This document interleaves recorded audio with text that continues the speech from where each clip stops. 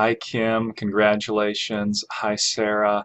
Welcome to both of you. Sorry that we missed you in class on Wednesday night. I understand your circumstances.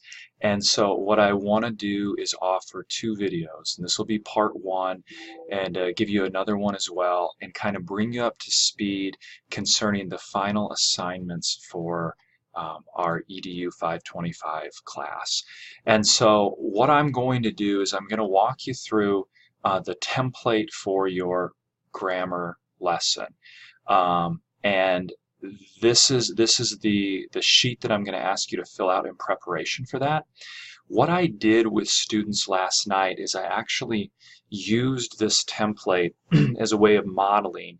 I taught them a vocab lesson and then I instructed a grammar lesson, both about 15 minutes long, and that's kind of the maximum length that I'd like you to plan for your lesson.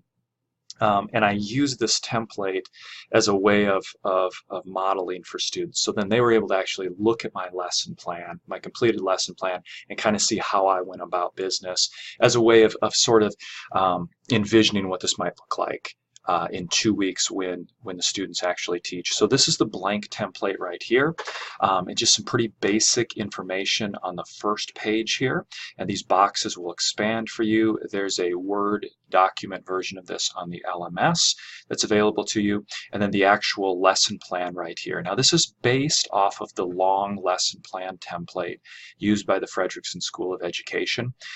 Based on the needs of our class, we don't have a 50-minute block of instructional time for each student, and so I've kind of condensed it a little bit, and the four major components that I'll talk about in a minute are listed here, and these boxes are just places for you to input the information as you go about planning your lesson. So the first example that I gave to students is they came into the classroom.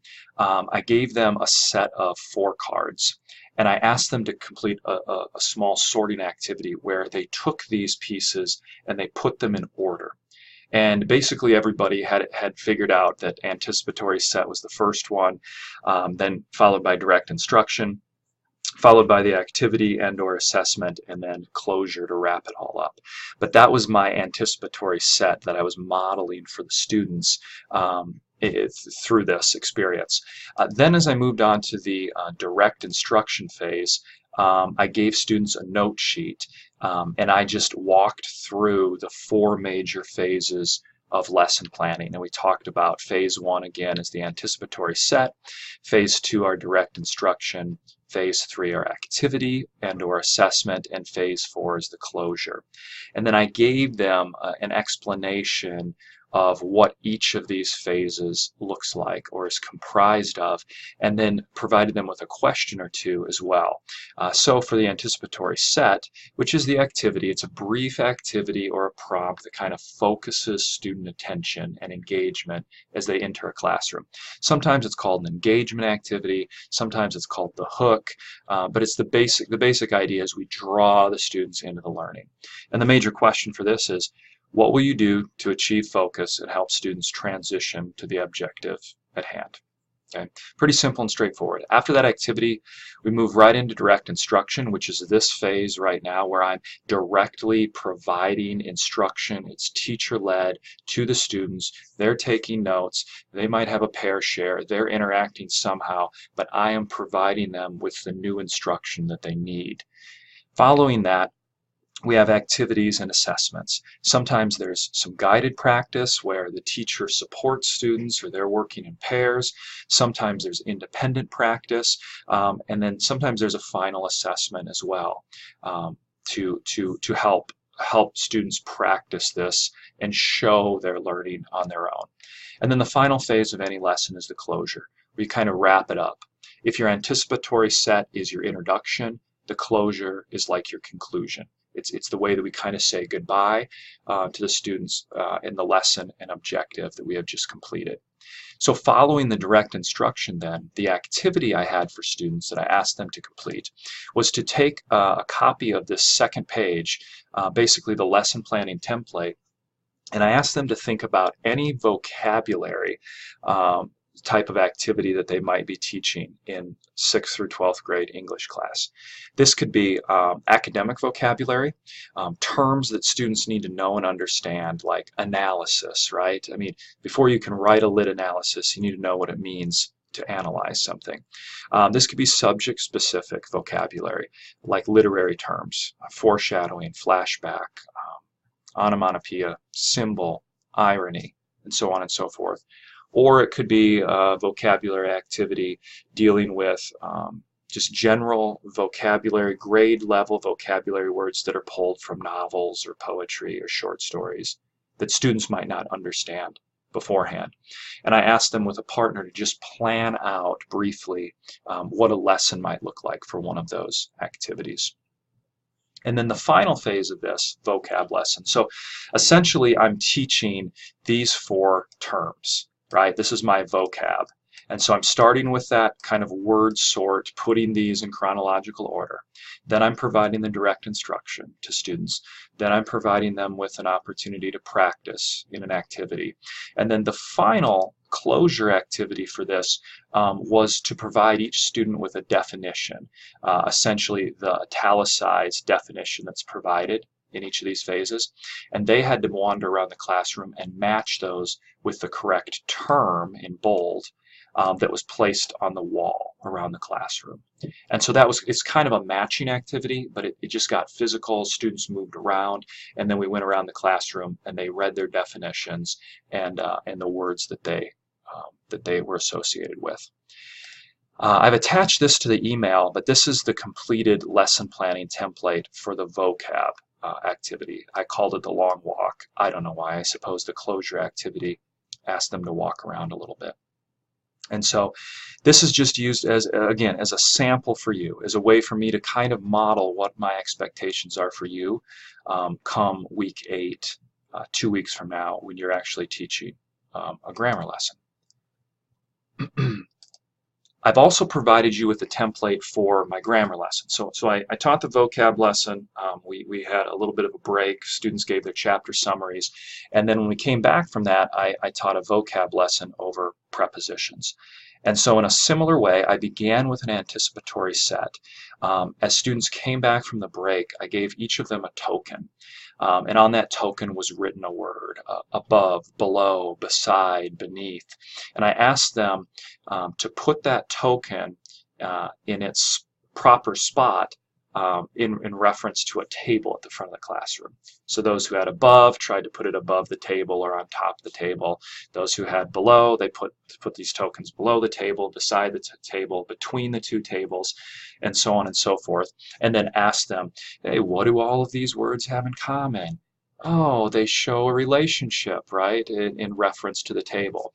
And that led right into our direct instruction phase over prepositional phrases. Not necessarily prepositional phrases, but prepositions in general.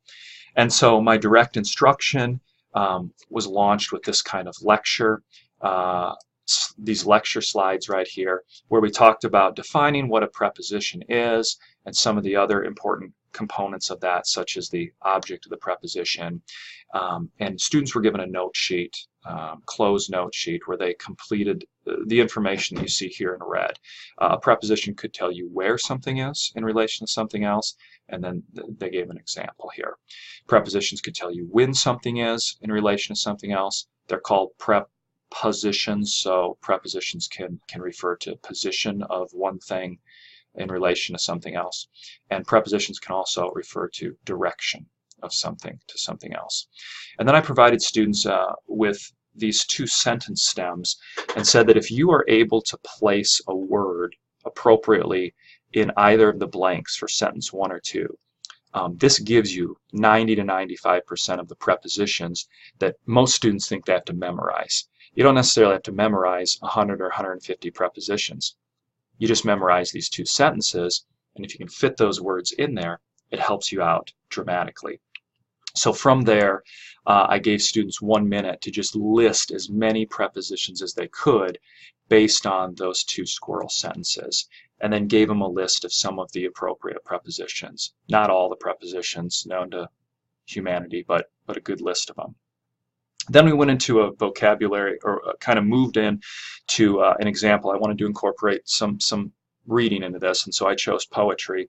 Read through a poem and just outlined some of the prepositions that were present in the poem, and then gave students an opportunity to do a similar type of writing assignment where this was the first activity that students did was to just list those prepositions. The second activity asked them to use this poem as a template to kind of create their own poem, and I gave them a couple of minutes to do that, and then said that in my own classroom I would probably extend this lesson and give students a homework assignment, independent practice, as a way of assessing them, and give them assignments such as this one where they were required to create a more substantial poem using 15 different prepositions and highlighting them for me.